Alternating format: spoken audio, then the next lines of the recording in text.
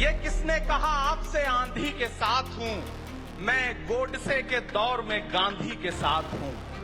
राहुल जी ने कहा है कि अगला निशाना, अगली जीत, अगला राज्य जहां कांग्रेस पार्टी जीतेगी वो गुजरात होगा। कि हार तब होती है जब ठान लिया जाता है, हार तब होती है जब मान लिया जाता है, जीत तब होती है जब ठान लिया जाता है। कि कांटे गुल के साथ नहीं चल सकते हैं, बुज़दिल खुल के साथ नहीं चल सकते हैं, रास्ते में जो छोड़ गया उसे जाने दो, सब राहुल के साथ नहीं चल सकते हैं। केसी वेणुगोपाल जी और पूरे देश से आए हुए ऑल इंडिया कांग्रेस कमेटी के जो तमाम सदस्य हैं, सबका स्वागत करता हूं। ये किसने कहा आपसे आंधी के साथ हूं, ये किसने कहा आपसे आंधी के साथ हूं, मैं गोडसे के दौर में गांधी के साथ हूं। इस राष्ट्रीय अधिवेशन में पूरे भारत के एक एक छोर से, एक एक राज्य से आए हुए कांग्रेस पार्टी के जो तमाम सदस्य यहां पर उपस्थित हैं, मैं आपकी ऊर्जा को सलाम करता हूं। और मैं आज जो प्रस्ताव पेश हुआ है उस पर बात करने के लिए आपके बीच में खड़ा हूं। एक ऐसा मुश्किल दौर है जब सत्ता में बैठे हुए सत्ताधीशों ने नफरत को अपना परमानेंट हथियार बना लिया हो। ऐसे समय में कांग्रेस पार्टी देश के हर कोने में जा करके मोहब्बत की बात कर रही है, प्यार की बात कर रही है। और इस जो कार्यक्रम का नाम है वो न्याय पथ है। न्याय पथ यानी कि इंसाफ का रास्ता। और उस इंसाफ के रास्ते पर अपने अतीत की विरासत को संभाल करके, संजो करके लेके चलता हुआ एक ऐसा न्याय का योद्धा जिसका नाम राहुल गांधी है, जो हम सब के लिए प्रेरणा का स्रोत है। मैं गुजरात में खड़ा हूं, जो महात्मा गांधी का गुजरात है, जो सरदार वल्लभ भाई पटेल का गुजरात है। तो मैं इस गुजरात में खड़ा होकर के अपने अतीत और अपने वर्तमान को मिलाता हूं, तो मैं ये महसूस करता हूं और फख्र से सोचता हूं कि मैं वो हूं, मैं कांग्रेस का अदना सा एक वो सिपाही हूं जिसकी जड़ें जाकर के महात्मा गांधी से मिलती हैं और जिसके कदम जाकर के राहुल गांधी से मिलते हैं। मैं सौभाग्यशाली हूं कि मैं कांग्रेस पार्टी का एक अदना सा सिपाही हूं। साथियों, मेरे भाई शशि थरूर जी बोल रहे थे, सचिन पायलट जी ने बोला, हमारी बहन गेनी बहन ने बोला, उसके बाद इमरान बोल रहा है। इन चार नामों में ही आप ये पाएंगे कि उत्तर से लेकर के, दक्षिण से लेकर के, गुजरात से लेकर उत्तर प्रदेश तक कांग्रेस यही तो है। कांग्रेस यही तो है, देश को समेटने और एकजुट करने का नाम कांग्रेस है।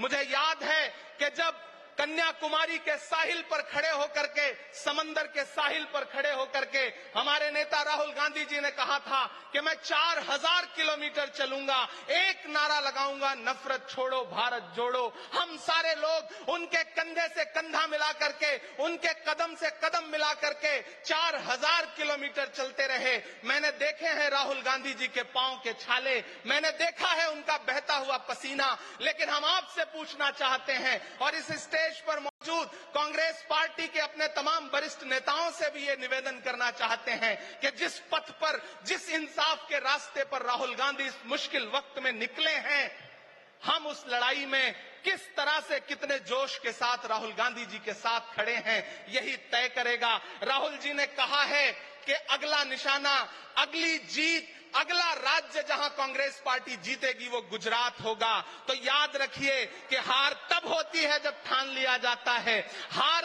तब होती है जब मान लिया जाता है, जीत तब होती है जब ठान लिया जाता है। अगर हमने ठान लिया कि जहां से आज सत्ता के शीर्ष पर बैठे हुए लोग नफरत परोसने का काम कर रहे हैं, असमानता का काम कर रहे हैं, संस्थाओं को कुचलने का काम कर रहे हैं, उनके खिलाफ अगर हमने उन्हीं जड़ों में जाकर के मेहनत की, हिम्मत दिखाई, तो मुझे पूरा यकीन है कि जिस तरह अंग्रेजों के खिलाफ लड़ते हुए कांग्रेस पार्टी ने इस देश को स्वतंत्रता संग्राम के जरिए आजादी दिलाई थी, तो ये लड़ाई भी उस स्वतंत्रता संग्राम से कम नहीं है। उस लड़ाई का नेतृत्व महात्मा गांधी जी कर रहे थे, तो इस लड़ाई का नेतृत्व राहुल गांधी जी कर रहे हैं और हम सारे लोग राहुल गांधी जी के साथ खड़े हैं। मैं तो कहना चाहता हूं कि कांटे गुल के साथ नहीं चल सकते हैं, बुज़दिल खुल के नहीं चल सकते हैं। रास्ते में जो छोड़ गया उसे जाने दो, सब राहुल के साथ नहीं चल सकते हैं। आप सारे लोग,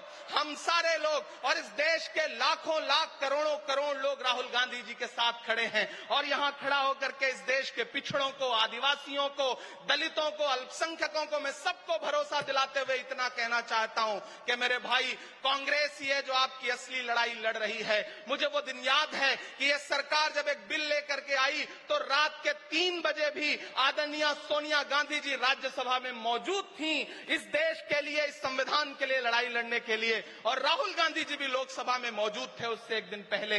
जिस संजीदगी के साथ वो लड़ाई लड़ रहे हैं, हम सारे लोग उनके साथ खड़े हैं। और मैं ज्यादा भाषण नहीं करूंगा, जाते जाते बस आपसे इतना कह के जाना चाहता हूं साथियों कि ये न्याय का पथ और एक छोटी सी कविता, और उस कविता का जो शीर्षक है, उस कविता का जो हीरो है वो मंच पे मौजूद है। मैं चाहता हूं पीछे तक एक बार दोनों हाथ उठा करके तालियां बजाएं। मैं अगले 1 मिनट के कविता सुना करके यहां से आपसे विदा लूंगा। कन्याकुमारी से जो सफर शुरू हुआ था वो अहमदाबाद तक लगातार जारी है और आगे भी जारी रहेगा। और कल ही राहुल जी परसों बिहार से लौटे हैं, तब ये कविता मैं सुनाता हूं कि उदास मौसम बदल रहा है, उदास मौसम बदल रहा है, धुएं का पर्वत पिघल रहा है, दिलों में लावा उबल रहा है। सुबह सुबह जब हुजूम लेकर सफर पे निकले तो यूं लगे है कि जैसे सूरज निकल रहा है। वो चल रहा है, वो चल रहा है। वो कह रहा है कि नफरतों से जो दिल है टूटे मैं जोड़ दूंगा।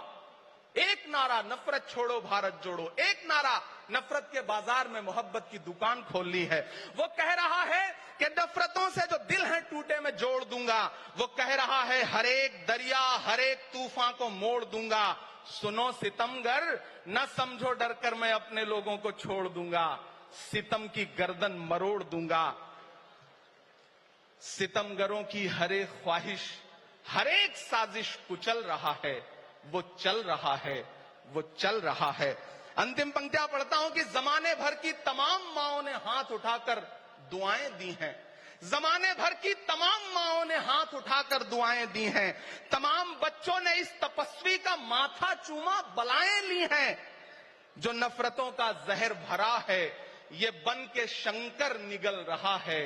वो चल रहा है, वो चल रहा है। मोहब्बतों की किताब लेकर लबों पे अपने गुलाब लेकर, मोहब्बतों की किताब लेकर लबों पे अपने गुलाब लेकर, सुनहरे रंगों का ख्वाब लेकर वो आया है इंकलाब लेकर। बलाएं रास्ता बदल रही हैं, फजाएं खुशबू में ढल रही हैं। ये नफरतों का निजाम बदले, हिकारतों का कलाम बदले। अगर ये रहबर नहीं बदलते तो अपना लहजा अवाम बदले। अंधेरे बेचैन दिख रहे हैं, कोई जो है इस अंधेरी शब में मशाल की तरह जल रहा है। वो चल रहा है, वो चल रहा है, वो चल रहा है।